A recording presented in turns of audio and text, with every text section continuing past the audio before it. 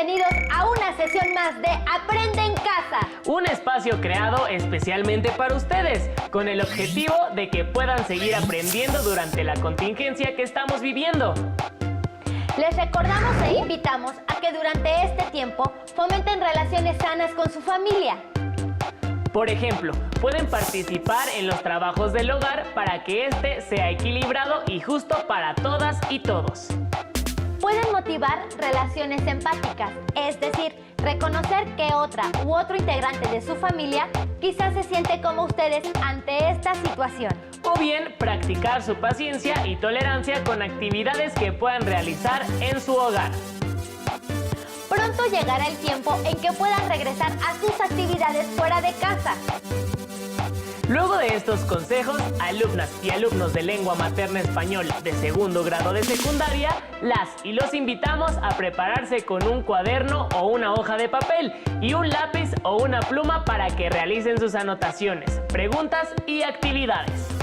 Recuerden que estas deberán integrarlas a su carpeta de experiencias para que al regresar a su aula puedan presentarlas a su maestra o maestro y retomar los temas estudiados. Dicho lo anterior, entremos en materia. El tema de esta sesión es los documentos legales o administrativos. El propósito, reconocer los diferentes tipos de documentos legales o administrativos, así como su importancia y uso. Como ustedes saben, en la vida cotidiana las personas realizamos trámites o servicios en diversas instituciones, ya sean públicas o privadas. En esas situaciones nos es imprescindible saber cómo abordar los textos que se usan para tales trámites o servicios. Este tema es de suma importancia para todas y todos. ¿Alguna vez han visto o leído uno de estos documentos? ¿Saben para qué sirven? Un documento legal o administrativo es un comprobante que certifica, valida o demuestra algo.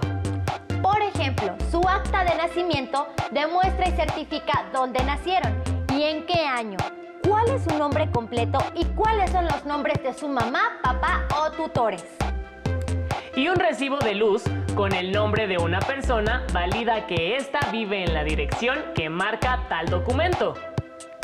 En general, los textos se pueden clasificar de diversas formas, pero una muy importante es su forma de lectura. Les invitamos a conocer esta forma de clasificación a través del siguiente video titulado ¿Cómo se leen los textos continuos, discontinuos y mixtos 2? Documentos legales y administrativos. Tomen notas, ya que les serán útiles para contestar las preguntas que les plantearemos hacia el final de la sesión. Hola, me acaban de aceptar en mi primer empleo. Pero estoy nervioso porque en unos días firmaré el contrato y la verdad no sé cómo identificar la información importante de manera más rápida. Voy a investigar sobre este tipo de documento. ¿Me acompañan? Estoy muy contenta porque mi mamá me regaló esta consola de videojuegos.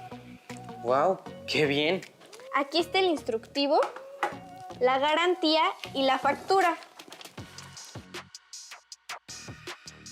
¿Para qué servirá la información de todos estos documentos? No sé, y entre tanta información no sabría cómo identificar los datos importantes. Vamos a investigar en internet sobre cómo se leen este tipo de documentos, porque algún día los utilizaremos. Sí. De acuerdo con la manera en que se presenta un texto en cualquier tipo de escrito o documento, estos se clasifican en continuos, discontinuos y mixtos. Las noticias y los artículos en periódicos, así como los ensayos, los cuentos y las novelas, son textos continuos. Para comprender el mensaje de estos textos, se tienen que leer desde el inicio hacia el final. En cambio, los mapas, tablas e infografías son textos discontinuos, porque se puede elegir la sección con la cual iniciar su lectura.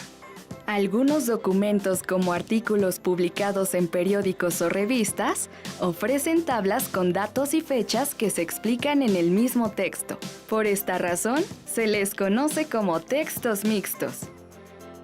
Una gran parte de los documentos administrativos y legales son discontinuos o mixtos, razón por la cual su lectura no es necesariamente lineal.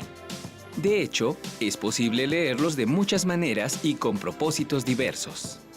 Sea un texto continuo, discontinuo o mixto, primero hay que explorarlo de manera general.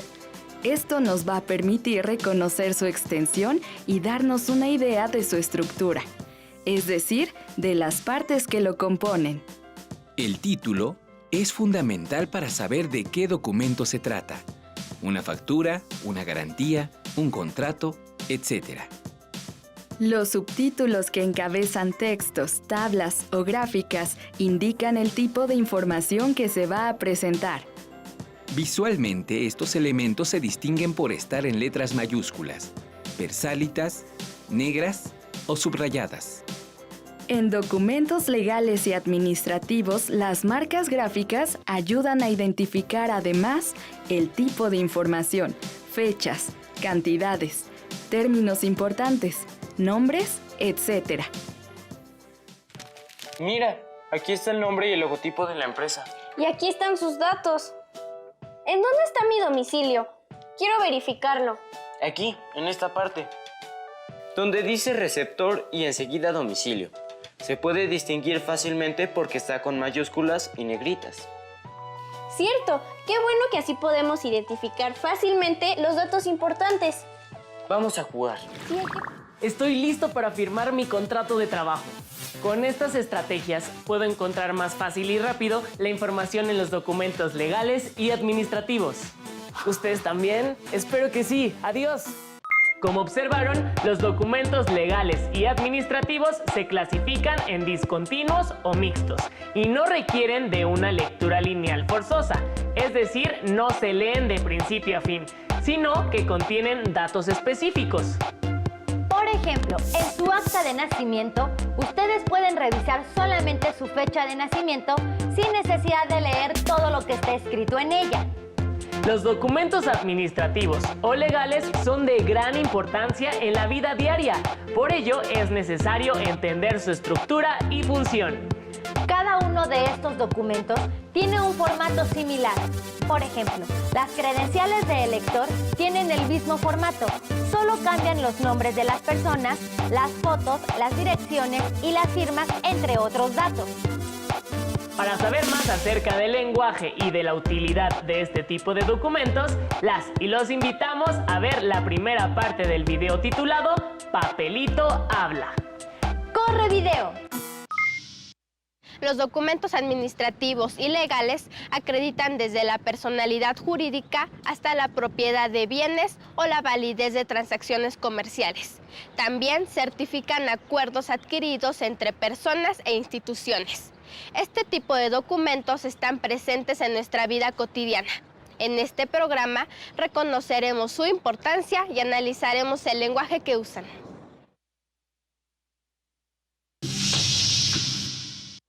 Muy bien, chicos, en esta clase vamos a ver los documentos legales y administrativos. Por favor, abran sus libros en la página 119, sesión número 2, ¿sí? ¿Trajeron los documentos que les pedí? Sí. Bueno, muy bien. Vamos a trabajar analizando y revisando cuáles son los datos que tienen los siguientes documentos. Por ejemplo, factura, el contrato de compraventa, carta poder, el pagaré, ¿sí? Y los cheques. Esos son entre otros documentos que vamos a revisar, que son la póliza, ¿sí? El pago de honorarios. Bueno, pues vamos a analizar y vamos a formar equipos de 6 o 5 personas para que revisemos los datos y los elementos que deben contener estos documentos. En la vida cotidiana utilizamos diariamente, por ejemplo, las personas que rentan les deben de entregar un recibo de pago para comprobar que pagaron ese mes. Ajá. Por ejemplo, las personas que compran algún aparato en alguna tienda, les entregan una póliza de garantía. Cuando se les descompone por motivos ajenos, por ejemplo, puede ser no sé, que venga defectuoso el aparato, ¿sí? En esos casos aplica la póliza y viene ahí especificado en ese documento cuándo pueden ustedes utilizar ese documento, ¿sí? O cuándo pueden aplicar ese documento.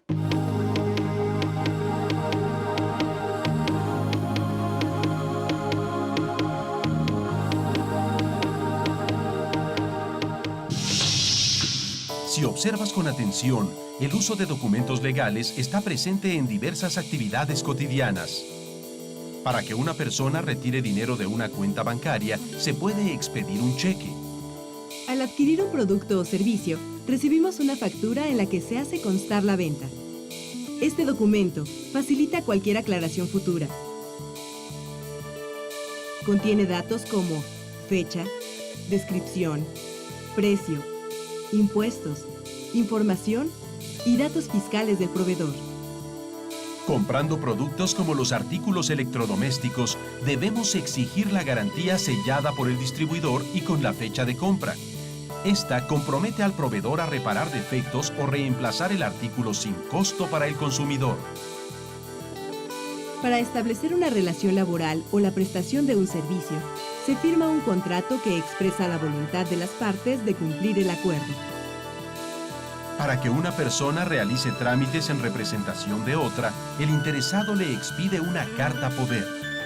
Una promesa de pago puede expresarse con un pagaré que indique la causa de la deuda y los intereses que generará. Otro ejemplo de documento legal es la escritura, expedida por un notario público que acredita la propiedad de una casa o un terreno.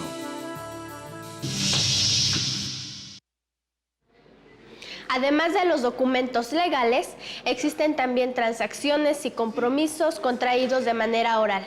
Y es que en algunas comunidades de nuestro país, la cesión de terrenos o casas solo se hace de palabra. Sin embargo, el no contar con un comprobante de propiedad puede causar problemas o disputas en el futuro. ¿Pudieron identificar algún documento? Seguramente se dieron cuenta de que estos se redactan con un lenguaje específico, especializado o técnico.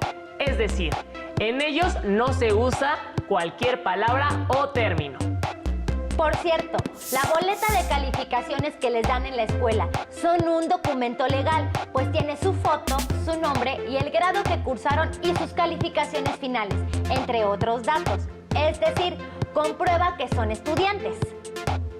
Estos documentos ayudan a aclarar información, establecer reglas, exigir derechos como consumidoras o consumidores, o bien como trabajadoras o trabajadores.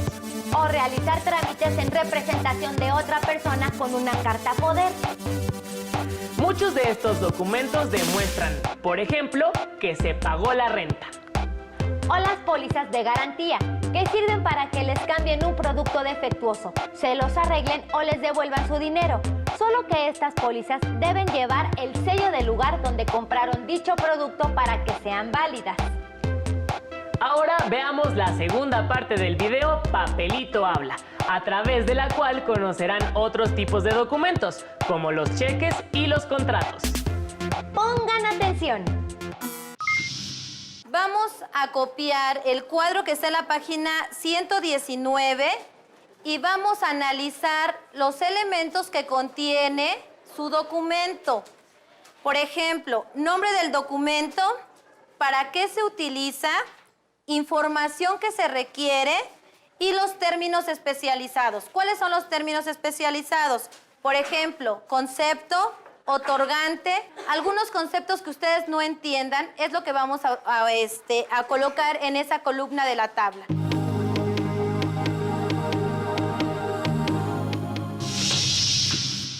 ¿Cuáles son los documentos legales que se usan con más frecuencia? El notario es una persona que tiene fe pública, que se la da la autoridad, se la da el Estado, y es un experto en derecho. Por eso se otorgan ante él ciertos actos muy importantes para la sociedad, tanto desde el punto de vista patrimonial como seguridad personal. Por eso se hacen ante el notario las compraventas de bienes inmuebles, que es el patrimonio principal de las personas. Se hace ante el notario el otorgamiento de poderes, que es la facultad que tiene una persona para representar a otra. Se hace ante el notario el testamento, que es precisamente la disposición que hace una persona para que sus bienes, derechos y obligaciones, una vez que muera, pasen a las personas que ella desee y se cumplan las obligaciones como ella desee. Esos son quizá los principales actos que se hacen ante notario. ¿Qué partes contienen y qué términos utilizan? Bueno, las partes que se contienen en todos los contratos y en todas las participaciones y declaraciones de las personas, obviamente tienen su denominación técnica. En la compraventa hay un comprador y hay un vendedor. El comprador es el que adquiere el bien, el que adquiere el inmueble, el que adquiere el bien y el que paga el precio. El vendedor es el que transmite el bien a la persona que se lo está adquiriendo. En los poderes hay dos partes. Uno, el que otorga el poder, que es el poder dante, y otro, el que recibe el poder, que es el apoderado, y este es el que se encarga de representar al poder dante. En las sociedades hay dos o más partes, que son precisamente las personas que forman una persona diferente, que es una persona moral, que va a tener algunos fines específicos, ya sea con carácter lucrativo o no lucrativo. Y esas personas son las socias, que son los que aportan el dinero a la sociedad o aportan su participación a la sociedad para realizar ese fin colectivo con un objeto especial. Recapitulando, este tipo de documentos requiere datos específicos, como su nombre completo y en algunos casos la dirección de casa o teléfonos para localizarlas o localizarlos. Como observaron, hay personas que se encargan de validar ciertos documentos, como las notarias y los notarios, quienes tienen el poder para validar los acuerdos entre dos personas, como los contratos de compraventa de alguna casa o terreno. Asimismo, observaron que hay un lenguaje específico para redactar este tipo de documentos y que los datos de estos documentos deben ser precisos y claros y no deben tener tachaduras o escribirse encimados. Si quieren profundizar en este tema, las y los invitamos a que consulten la revista Proteja su Dinero, de la Comisión Nacional para la Protección y Defensa de los Usuarios de Servicios Financieros, la CONDUCEF. En especial, el ejemplar de abril para niños y jóvenes. Dicha revista está disponible en www.conducef.gov.mx/revista. Pero, ¿por qué es tan importante el nombre? Para responder esta pregunta, las y los invitamos a ver la tercera parte del video Papelito Habla. ¡Adelante! ¿Por qué es importante sistematizar nuestro nombre y firma para asuntos legales? Es importantísimo. El Código Civil en sus primeros artículos precisamente se los dedica a todo lo que es el registro del nacimiento de las personas y nombre. Es muy importante y que todo mundo esté consciente de que el nombre que uno tiene es el nombre que aparece en el acta de nacimiento, no el nombre social que se utiliza y que se va deformando con el tiempo. Por eso es importante que todo el mundo vea en su acta de nacimiento cuál es el nombre que tiene y usarlo en todos los documentos oficiales, en todas las comparecencias ante las autoridades, en todos los documentos oficiales y en todas sus comparecencias ante notario y cualquier otro asunto. Sabemos en muchos casos que hay más de un nombre de las personas, Ramón, Juan, Pedro, etc. Pues hay que usarlos todos. También hay nombres que tienen entre los apellidos una D o una I. Si está en el acta de nacimiento, habrá que ponerlo en todos estos actos. Es muy importante que seamos cuidadosos. Esto causa muchos problemas. En la legislación mexicana no existe el apellido de casada en ningún caso. Por lo tanto, las mujeres en ningún documento oficial deben de usar el apellido de casada. O sea, el de González, el de Hernández, eso no lo deben de usar las señoras. Tampoco existe la situación, el nombre de viuda, quitarse esa costumbre muy mexicana de ponerse en las señoras, tal de viuda de tal. Eso no se debe de usar tampoco. El nombre es el que aparece en el acta de nacimiento y normalmente está formado por el apellido paterno del padre, el apellido paterno de la madre y el gentilicio, que es el nombre particular. ¿Sabías que la Procuraduría Federal del Consumidor, Profeco, tiene la misión, entre otras cosas, de promover y proteger los derechos del consumidor y fomentar el consumo informado? La Profeco recibe anualmente miles de denuncias y quejas contra proveedores de bienes y servicios. También da a conocer los resultados de pruebas y estudios realizados a los productos para ayudar a los consumidores a tomar mejores decisiones de compra. Te invitamos a visitar su sitio en internet. A lo largo de este programa vimos cómo los documentos legales están presentes en nuestra vida diaria. Es conveniente conocer su función, lenguaje y formato para facilitarnos la realización de trámites y evitar contratiempos. Ahora saben que, legalmente, su nombre es de gran importancia y que deben fijarse en que todos los documentos que firmen tengan esa firma o rúbrica de la misma forma y que su nombre se escriba completo y de forma clara y legible. Revisen siempre que todos sus datos estén escritos correctamente. Las y los invitamos a profundizar en alguno de los documentos administrativos que llegarán a usar en su vida diaria, como un pagaré, el recibo de pago o el cheque. Para ello, les presentamos la cuarta y última parte del video titulado Papelito Habla, la cual expone sobre los documentos que han conocido a lo largo de esta sesión. Tomen nota de sus características y usos. Muy bien, ya que llenaron sus documentos, vamos a revisar qué elementos contiene cada documento y en qué caso lo vamos a utilizar, ¿sí? Vamos a iniciar con el equipo que le tocó el pagaré. Muy bien. Katia. El pagaré contiene el número del cheque, la cifra que se va a pagar, el nombre a quién se va a pagar, el lugar donde se hace el pago, la fecha, la cantidad en letra, los datos del que va a pagar, la firma y los datos de a quién va a pagar. Y sirve, bueno, se utiliza cuando se pide un préstamo. Muy bien. Cuando pides un préstamo te dan este documento. Sí. ¿Y qué parte o qué letra no entendieron ahí? Ninguna. Todo lo entendieron, no tiene términos especializados. Vamos a checar los datos que tiene el recibo de pago. ¿Quién de ustedes me puede decir? A ver, Brian. Bueno, algunos son la fecha de pago o compra y otra es el servicio o producto que cubre el recibo, nombres y firma de quien da y recibe el servicio o producto. Muy bien.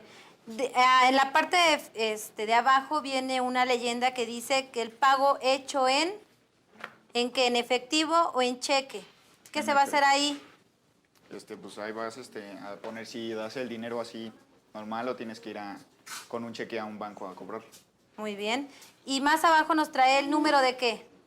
De cuenta del banco. De cuenta del banco, exactamente. En caso de que paguen reciban ese pago con cheque, van a anotar siempre el número del cheque y el banco. ¿Qué banco? Las firmas son muy importantes. Muy bien, vamos a analizar la información del último equipo que le corresponde el cheque. Marco, ¿me puedes decir cuáles son los elementos que tiene el cheque? Contiene la cuenta, la subcuenta, contiene el nombre del que va a entregar el cheque, el nombre del que va a recibir el cheque, las fechas, el número de cuenta, nombre de quien lo recibe, cantidad en número y letra. Muy bien. Y por último, ¿qué? La firma. La firma. La firma. Muy bien. Bueno, pues ya analizamos cuáles son los elementos que debe de tener cada uno de los documentos legales y administrativos que ustedes pueden utilizar en la vida cotidiana, ¿sí? En casa, en la oficina, no sé, al comprar un aparato, un documento, ¿sí? Entonces, ya analizamos estos documentos, espero que sirva de gran ayuda para que cuando vayan a comprar un aparato, pues la póliza de garantía, ustedes puedan hacerla válida. O, por ejemplo, cuando, no sé, vayan a pagar la renta, cuando vayan a hacer algún préstamo, acuérdense que deben de escribir los datos completos, los nombres completos. Si tienen uno o dos nombres, anotar esos nombres correctamente, ¿sí? Porque puede haber después problemas por no escribir bien el nombre o por a lo mejor no escribieron bien la cantidad, ¿sí? Con los números o con las letras. Entonces, vamos a seguir investigando estos documentos en las clases siguientes de esta secuencia. ya conocieron las características de la mayoría de los documentos legales y administrativos. Es por eso que se dice papelito habla, pues con ellos se demuestra que un documento comprueba una compra, una venta o una identidad, entre otros. Todo lo que se encuentre en esos documentos será su respaldo en caso de cualquier problema, reclamo o comprobación. No pueden tirar dichos documentos y deben guardarlos en un lugar específico y seguro. Y deben recordar, incluso, leer las letras pequeñas de estos documentos. Después de haber visto este video, tomen nota y respondan las siguientes preguntas.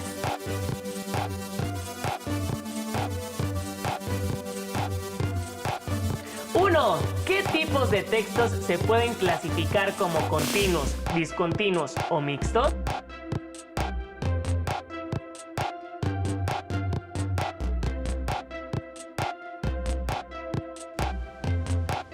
2. ¿En qué actividades se usan los documentos legales y administrativos?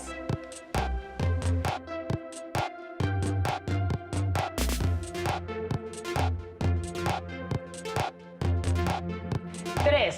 ¿Por qué es de gran importancia revisar los datos que se incluyen en dichos documentos?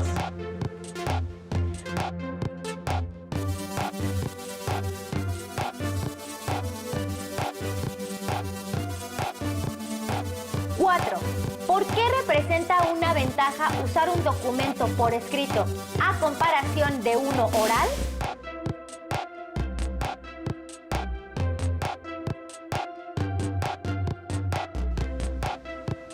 5. Elijan un documento legal y administrativo y señalen cuáles son sus características y para qué sirve.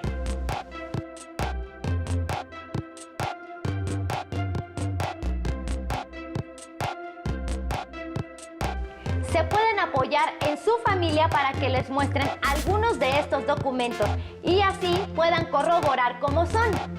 Recuerden integrar estas preguntas y sus respuestas a su carpeta de experiencias. Así podrán compartirlas con su docente, compañeras y compañeros cuando regresen a la escuela. Próximamente seguirán abordando el tema de los documentos legales y administrativos y ahondarán específicamente en los contratos. Hemos llegado al final de esta sesión. Esperamos que hayan aprendido mucho sobre este tema que todas y todos tenemos en común. Pero antes de despedirnos, les recordamos la importancia de generar un sano ambiente para su aprendizaje basado en sus relaciones al interior de su hogar. ¡Claro! La convivencia armónica es fundamental para que tengan una mente preparada. Por ello, sean pacientes y empáticas o empáticos con su familia. Siempre, pero sobre todo durante este tiempo de contingencia. Además, sean colaborativas y colaborativos en el trabajo en su hogar. Esta es una excelente oportunidad de replantear las dinámicas familiares para que en un futuro tengamos una mejor sociedad. Ahora sí, nos despedimos. Gracias por habernos sintonizado. Las y los invitamos a continuar con la programación de Aprende en Casa. ¡Hasta luego!